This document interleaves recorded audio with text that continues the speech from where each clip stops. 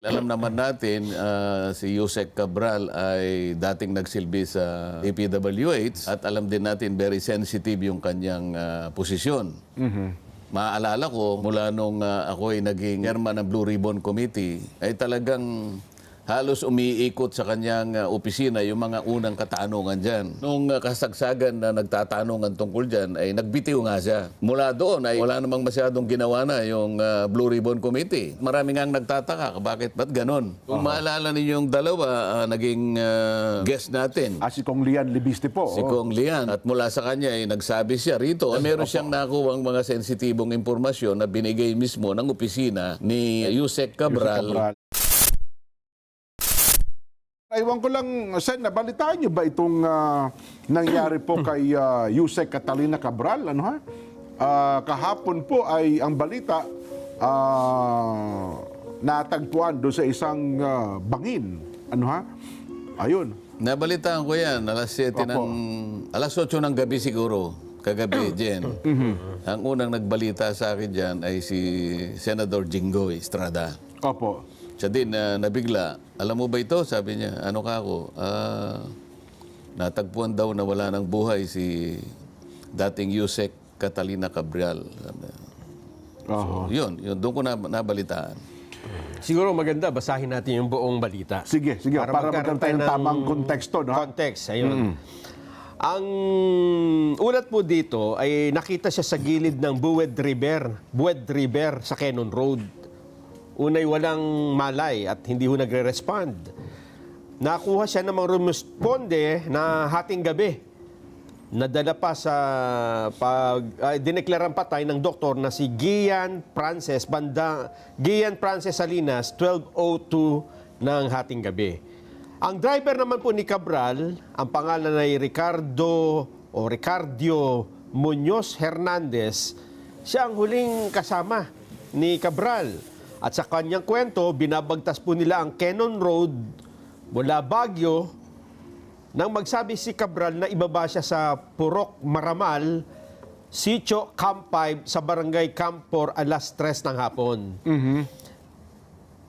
Nagsabi niya ito na iwanan lang siya doon. Pero dalawang pangyayari to, Jen, ha?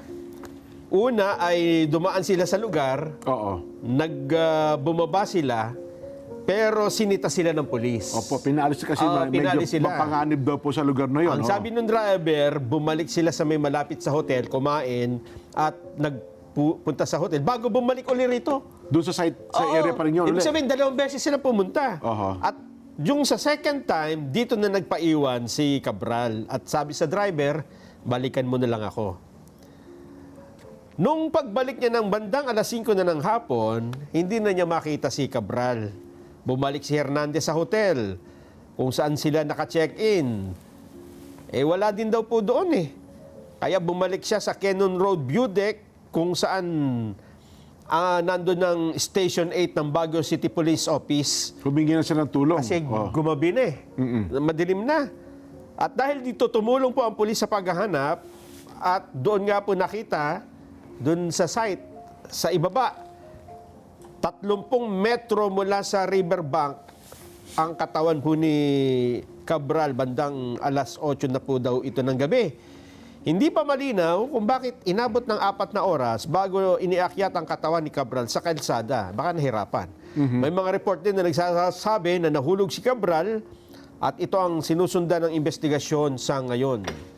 Ang Office of the Ombudsman ay nag-utos naman na lahat ng gadget, ibig sabihin, mga cellphone o kung anumang computer, laptop, ay ingatan. Ito pong lugar kung saan daw po nagpaiwan si Cabral ay isang populated area. May mga tao yan sa palipaligid. Malapit ito sa isang nasirang rock shed at sa rock netting project site na in-inspection ni Pangulong Bongbong Marcos noon, kasama si Mayor Benamin Magalong. Iniugnay din hindi na ito, background na ito O yun po ang pangyayari, Sen. So yun. Pero ngayon kasi parang marami tuloy ang lumalabas ng mga balita kung ano talaga ang naging nangyari dito kay Yusek Cabral dahil nga sa mga pangyayaring ito, Sen. Oo. Pero base sa paglalahad mo, Nelson, parang gusto niya talagang pumunta sa lugar na yun eh. Bumalik pa eh. Opo. Una, tama ba yung sinabi mo na binawalan sila ng pulis sapagkat mapanganib yung lugar na yun. Oho. So, umalis nga. Opo. Tapos sabi mo, bumalik uli. So, ibig Bumalik sabihin, parang gusto niya pumunta talaga sa lugar na yun. Oho eh. Pangalawa, napansin ko, sabi na bagit mo kanina, bumalik yung driver para balikan siya, di ba? Opo. Kasi sabi ni, iwanan mo ko pero balikan mo rin ako. Oo nga, pero hindi ba niya hinintay na dapat tatawag? O, balikan mo na ako. Di ba dapat may... Ay, usually ganun mo eh. Hindi ba dapat tatawagan ka? O, balikan mo na ako rito. Nasaan ka na? Ang tagal-tagal mo naman. Ayun nga. Opo. So bakit kagad bumalik yung driver nang wala pang pasabi? Mga isang oras daw po Isang ito. oras sa pagitan, nagpakarga daw siya ng gas eh, di ba? Yun ang mayroon pang istorya Oo ganun. nga, pero di ba karaniwan, hihintayin mo yung... Tawag ng boss mo. Kasi iwanan mo na muna ako dito. Opo. Di ba pang karaniwan? Te-text na lang kita. Tatawagan kita. Wala bang ganun? Wala po. Walang ganon, Sen, ano? Well, ayaw naman ho nating magbigay ng mas malalim pang komento sa bagay nito. Una, ay iginagalang natin, nirespeto ang pangyayari po dito kay Yusek Cabral. At maaari ay nananangis yung pamilya nila. Ano ha?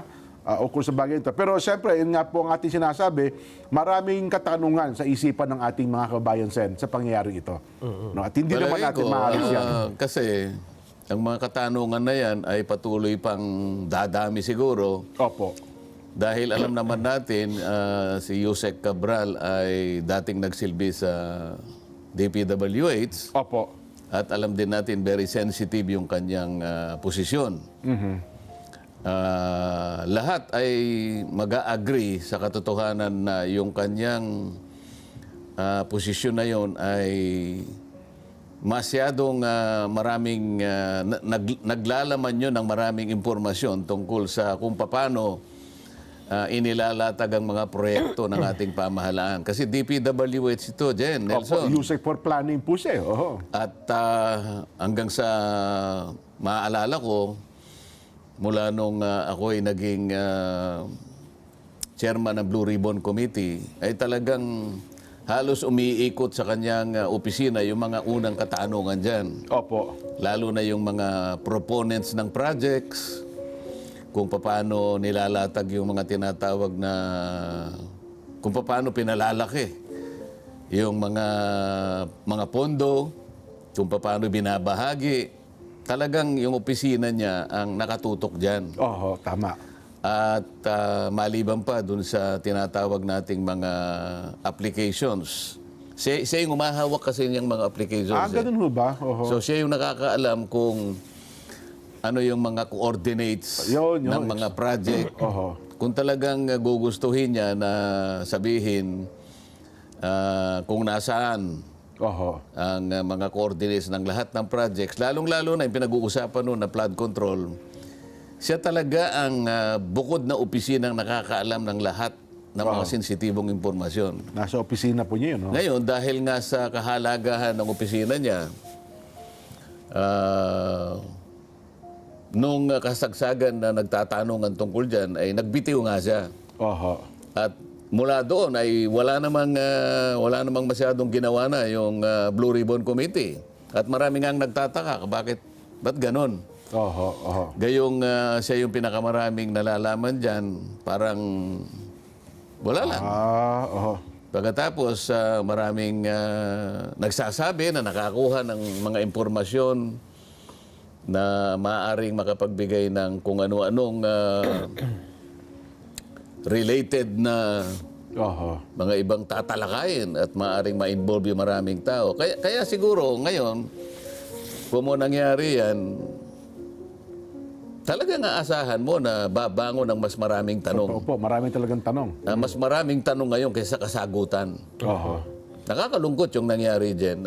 Ako, unang-una, dahil kakilala ko naman siya, sa trabaho ko sa Congress noon sa mababang kapulungan hanggang sa maging senador ako, may pagkakataon talaga na nagkakausap sa mga hearing. Opo, Kaya kilala ko naman siya ng personal. Ayun. Oh. Kaya hanggang sa ako'y maging Blue Ribbon Committee, nasama nga siya sa unang mga pagtatanong dahil nga sa sensitibong pwesto niya sa DPWH. Oho. Opo. O ngayon, nangyari nga ito, inaasahan natin na marami talaga yung magdududa Tama. sa nangyari sa kanya. At lalo pa nga, naalala ko, di ba dapat nakatakda siyang humarap sa ICI, Sa di ba? ICI noong December 15. Tapos hindi rin siya pumunta, no? Kasi nakarating. Wala rin pasabi kung pupunta o hindi. Kung maalala ninyo yung dalawa, naging guest natin. Si Kong Lian Libiste po. Si Kong Lian, anak ng aking kumare. Opo. At mula sa kanya, nagsabi siya rito, at dito niya unang inilahad Yes. na meron siyang nakuwang mga sensitibong impormasyon na binigay mismo ng opisina ni Secretary Yusek Cabral, bago pa nangyari Opo. itong pinag-uusapan natin. Opo. At nung hinahanap nga rin yung computer, hindi na makita yung computer.